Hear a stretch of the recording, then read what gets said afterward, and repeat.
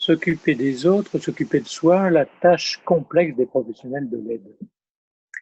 Évidemment, dans cette période de confinement, chacun confiné chez soi s'occupe de lui, s'occupe de ceux qui sont avec lui confinés, c'est-à-dire sa famille proche.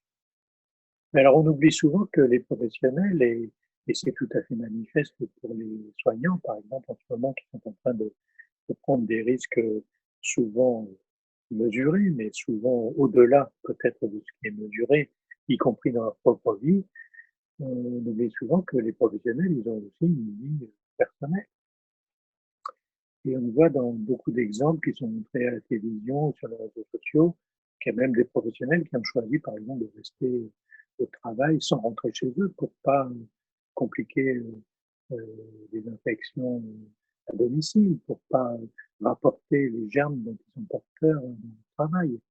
Donc on voit bien que cette articulation entre s'occuper de soi et s'occuper des autres, c'est une articulation très complexe pour ceux qui sont professionnels de l'aide. Ma grand-mère, qui était une personne très recommandable, très gentille, disait souvent un vieux proverbe: «Charité bien ordonnée commence par soi-même». Alors ça me paraissait toujours, quand j'étais petit, un peu égoïste de dire des choses comme ça, d'autant qu'elle se revendiquait d'une religion catholique assumée.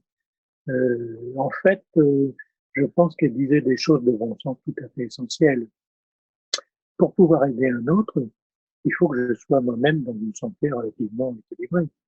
Si je pense que je vais pouvoir aider les autres si je suis complètement KO, ben je me gourre complètement, je me mets le doigt dans l'œil. Donc s'occuper des autres nécessite de s'occuper de soi. Alors évidemment, quelquefois, certains soignants, certains professionnels de l'aide vont s'occuper des autres et ne plus s'occuper d'eux.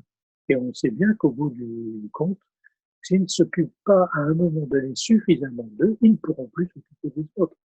Donc c'est presque un conseil de prévention que je propose à tous les professionnels de l'aide. Si vous voulez pouvoir continuer à vous occuper des autres selon votre éthique personnelle qui vous le commande, il faut que vous vous occupiez un minimum de vous-même. Et c'est très important que vous le fassiez dans des conditions qui ne sont pas des conditions narcissiques envahissantes. Il n'est pas question de parler que de vous. Il est question de préserver l'essentiel de vous pour pouvoir continuer à vous occuper des autres. Donc vraiment, c'est un message que j'essaie de faire passer. Si vous voulez pouvoir continuer à faire votre métier, qui consiste à s'occuper des autres, et toutes les professions de relations d'aide sont engagées dans cette manière de s'occuper des autres, il faut être altruiste, mais il faut être aussi suffisamment égoïste pour que la personne qui va aider les autres puisse être en bonne santé et continuer à s'occuper des autres de façon satisfaisante. Être en bonne santé pour nous, les professionnels de l'aide, ça veut dire être en bonne santé physique, et c'est en ce moment très important, mais ne négligeons pas la dimension de la bonne santé psychique.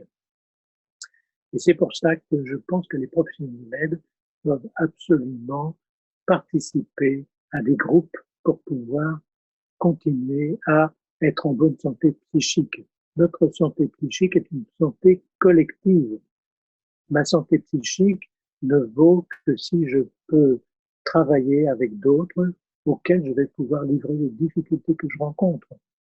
Et les autres ne vont pouvoir travailler que s'ils peuvent délivrer les difficultés qu'ils rencontrent. Et pour ce faire, il n'y a pas 36 solutions, il faut pouvoir se réunir. Et le paradoxe actuellement, c'est que les réunions physiques n'ont pas lieu, ne sont pas possibles, donc il faut organiser les choses avec les moyens dont nous disposons, c'est-à-dire les moyens de communication à distance. Et de grâce, si vous voulez continuer à vous occuper des autres valablement, occupez-vous aussi de vous.